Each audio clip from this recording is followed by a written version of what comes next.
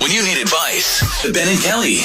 It's group therapy on 99.7 DJX. Hey there, Ben and Kelly. Need some support here. I'm a stay-at-home mom with 2 kids, a 5-year-old, and I'm nursing a 7-month-old. My husband is a breadwinner.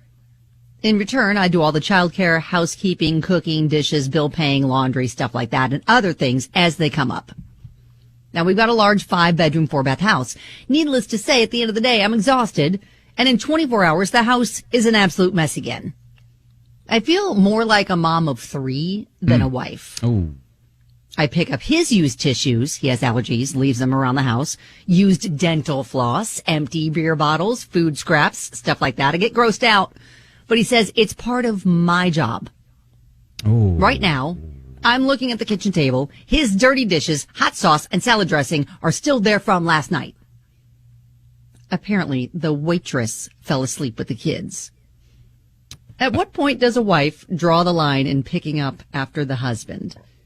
Are husbands today responsible for any housework if the wife stays at home with the kids? Short answer, yes. I mean, it's if there's a balance of chores. You know? I mean, yeah. I think, she's a stay-at-home mom, she's still working. Like it's exactly. It's not like they are both doing a lot of work. It's just in different places. Yeah, exactly. So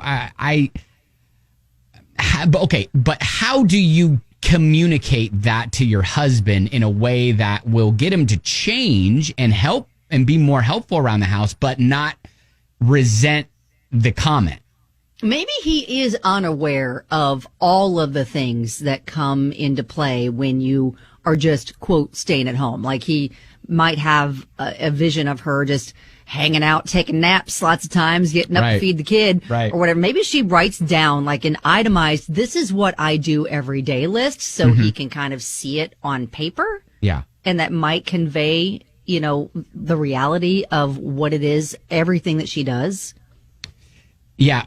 Chris texts in and says, look, they both have a full-time job. He drives to his and she does hers at home during the day. They should both contribute after work. She needs to explain that to him and let him know that she needs help.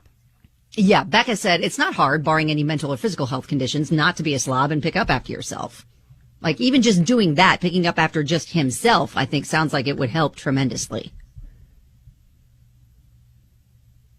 And Gretchen said stay-at-home parents often carry the emotional load that, the parent not working does. Parents, they don't always continue to do that, like together. Right. Hey, Ashley. Hey. So what's your comment? My comment is she needs to let him know that he goes to work. He's there for about 8 hours. He gets to come home and relax. When is her relax time? When does she get to clock out? Never. So he needs to be willing to help her once he gets home from work. Once he gets home from work, it should go back to both of them, doing the rest of the housely duties, getting the kids ready for bed, not just her. Right. I mean, I get the point of, wanting to have a period of time to decompress. Yeah, but she never gets that. Okay. Yeah. She never gets that. By the way, thank you, Ashley. Appreciate it. Thank you. Yeah, Chase said, the exact same thing. She can't clock out like he gets to. He gets to work 8 to 10 hours and says, I'm done, goes home, and then take the bra off and pop a cold one. So really, this is about trying to convince him, or at least open his eyes to the work that she's putting in and the help that she needs. Yeah, Shannon said leave him alone with the kids for 10 hours on Saturday. When she gets home, ask him why the house isn't clean.